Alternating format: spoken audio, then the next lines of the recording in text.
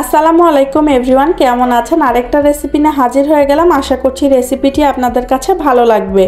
আজকে আপনাদের সাথে শেয়ার করব পাউন্ড কেক। আর এই পাউন্ড কেকটা কিন্তু আপনারা ঘরেই খুব সুন্দর করে তৈরি করে নিতে পারেন। দোকানের পাউন্ড কেক আর খেতে হবে না, বাসায় যদি এত সুন্দর করে বানানো যায়।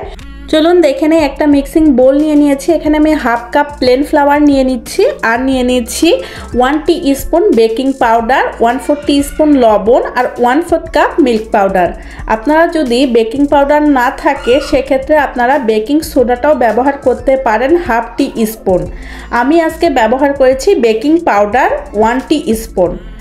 এখন একটা মিক্সিং বোলের মধ্যে আমি এখানে রুম টেম্পারেচারে থাকা 3টা ডিম নিয়ে নিয়েছি। আপনাদের ডিমগুলো যদি ফ্রিজে থাকে সেক্ষেত্রে 1 ঘন্টা আগে বের করে নেবেন। আর ফ্রিজ থেকে সরাসরি ডিম বের করে কেক বানাতে যাবেন না, সেক্ষেত্রে রেজাল্টটা ভালো হবে না। এখন একটা হ্যান্ড উইক্স দিয়ে খুব ভালো মতো এগুলোকে মিশিয়ে নিচ্ছি। এখন অ্যাড করে দিচ্ছি হাফ কাপ রান্নার তেল, দিয়ে এটাকে খুব ভালো মতো মিশিয়ে নিচ্ছি। এখন অ্যাড করে দিব পাউডার সুগার। অনেকেই পাউডার সুগার বলতে চেনেন না, এটা হচ্ছে চিনি গুঁড়া করে আমি ব্যবহার করছি। আর এটাকে আমি খুব ভালো মতো মিশিয়ে নিচ্ছি। এটাকে খুব ভালো মতো মিশিয়ে নেওয়ার পরে এর মধ্যে অ্যাড করে দিব 1 টিস্পুন ভ্যানিলা এসেন্স। ভ্যানিলা এসেন্সটা দিলে সুন্দর একটা ফ্লেভার আসে। এখন এর মধ্যে আমি শুকনো উপকরণগুলো অল্প অল্প করে মিশিয়ে নেব। একবারে দিতে যাবেন না, অল্প অল্প করে মেশাবেন। আমি এখন সবগুলোকে মিশিয়ে নিচ্ছি।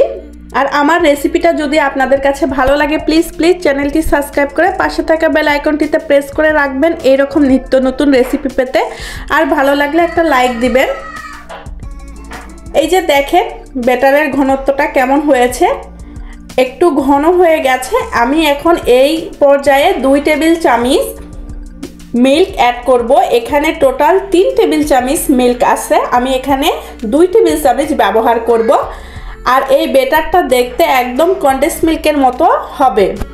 আপনারা দেখে বুঝে নিতে হবে, এই ব্যাটারটা পাতলাও হবে না ঘনও হবে না। এই যে এখানে 1 টেবিল চামচ মিল্ক বেঁচে গেছে, আর এখানে 2 টেবিল চামচ মিল্ক ব্যবহার করেছি।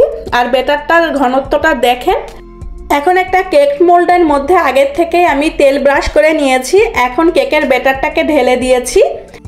আর আমি একটু ট্যাপ করে নিচ্ছি যাতে করে ভিতরে কোনো বাবলস না থাকে। কেকটাকে বেক করে নিব।